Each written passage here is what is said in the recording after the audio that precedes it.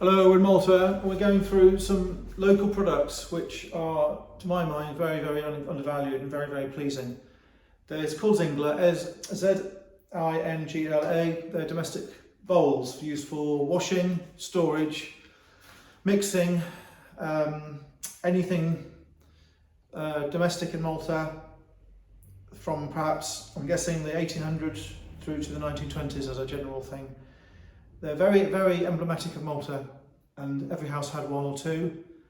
They used to come in sets. I'm not suggesting every house had a set, but you will find on the market a variety of sizes, from really quite small ones through to quite large ones. I don't think they're oven proof. I don't think they're like the Mason cash bowls in England. I think they're mixing bowls and storage bowls and washing bowls. However, they're not a 100% Maltese thing, in my view.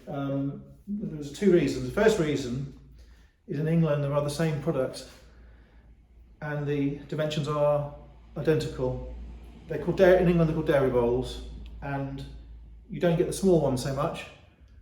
They tend to be the large ones, and the ones in England are made with a stoneware, whereas these are made of a clay or terracotta, and the ones in England have a fudge and milky coloured glaze applied usually only on the inside, so you have a fairly transparent glaze which has a honey colour like the glazed stoneware, and then you have a band of cream usually applied. So these are very similar to things I used to sell in England, and in England they're expensive. The large ones are £200 a hit if you find one that's not broken, and they're not reproduced. In Malta, these are now being reproduced, and on the open market in Malta, 50% of them are brand new. I don't mind the new ones; they're lovely, but they're not antique, and they're not made where the finger marks of the potter are visible. The ones made now are pressed with a machine, and the plate turns, and the excess clay is cut off with a blade. So the ones they have now are mass produced, though the insides of the ones produced now is hand splattered, it seems anyway.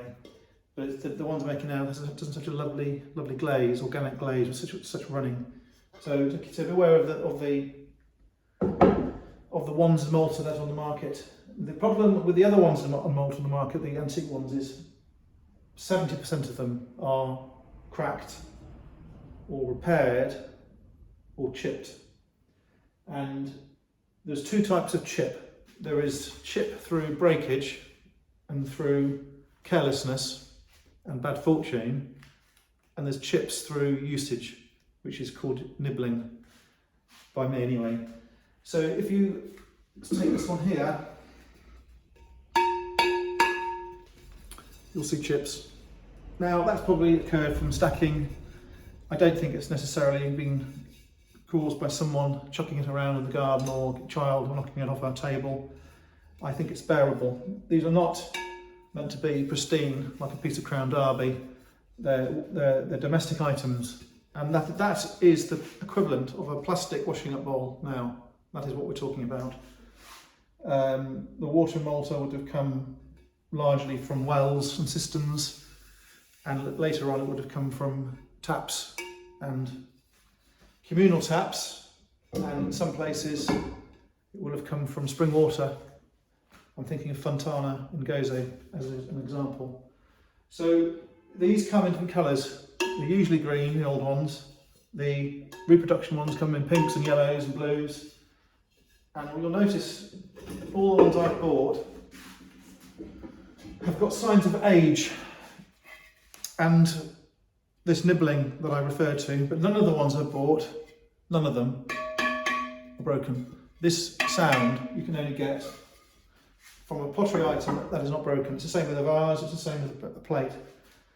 So we have these lovely tones of colour. Now green glaze, in a similar way to green painted furniture in Malta, arises from the fact that green is an easy colour to obtain. It's fundamentally a mixture of all the other glazes they had, so it wasn't an expensive colour. So, manufacture. These are terracotta. I don't think personally this is Maltese clay. I think it is Sicilian. If there were less Zinglas around and the clay was yellow, like some of those Maltese drain pipes, which are 18th century and quite widely collected, I would be saying these are probably Maltese clay, but I just don't think they are. I don't know, there's a lot of clay in Malta, I'm sure there is somewhere, and I have a feeling that these would have been made with clay from Sicily. Now I suspect the clay came on a barge and came to the quayside in Valletta or Marsa, and I suggest it was put through a machine and it was minced out nice and smooth, possibly with local clay added in, and then it was moulded into these products and carted around Malta and sold. I don't think these were made by hand 100%. I think that it was made in a machine, a very basic machine, spinning the pottery with a press, again with a press like the modern ones, and there would have been a piece of wood or something to define the sizes. But I have to say that though I think they are made with the help of a machine, the angles are very regular, and I don't think that could have been done without a machine. But I think but even though they've been made with the help of mechanical aids, all of them have this finger mark inside. So what happened, I think, is the pot was bashed out near where the barges came in, and it was a craftsman would have taken a wet hand, and smoothed it out, literally smoothed it out. The exterior isn't smoothed out to the extent the inside is, and I think that it was smoothed out for two reasons. One, to make it look nice and smooth, and the second reason is so that it could take a glaze that would actually not have too many holes in it and would set and stick adequately. Do you find bits of glaze that have chipped off and have not covered the terracotta sometimes? I'm just looking here at imperfections in the clay. There's a lump of sort of white material in the clay, and what's happened is the glaze has come off. So you can see where I'm going with these. They're made like a plant pot, but of course they're not plant pots. There's a hole in. It's that sort of level of production. So we've gone through a lot of these little items, and I think decoratively they're outstanding. If they were French, if they were made in Provence 100 years ago, these would be hundreds and hundreds of pounds. More than the English ones though, because they're more interesting. If these were made in China or Kyoto in Japan, where they use this sort of clay, these would be so expensive. That was a Chinese one from 1700. It would be thousands and thousands and thousands. So I think that if you buy old ones, which are okay in condition, don't worry about the chipping, it's something you find. If this is Maiolica, no one bat an eyelid if it had some nibbling on it.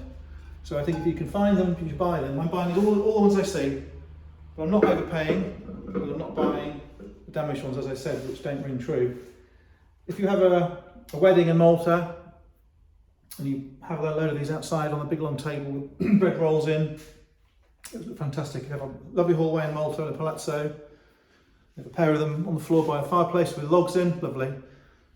On a console table full of pine cones, again, lovely. So you can see they've got the uses, and I really do like them. And I know that they're considered in Malta really ordinary things. People have said to me, why are you buying those, Robert? Why are you buying them? They're only 10 euros down the market. But well, you want to find one for 10 euros, you can never find one. You can find 50 broken ones, or you can find 50 reproduction ones, but these are the right ones. This is what you need to buy. I have made a collection, and we're selling it. You can go to England, it's going to go in one box to England or anywhere else. Otherwise they'll be staying in Malta. Thanks for having a look.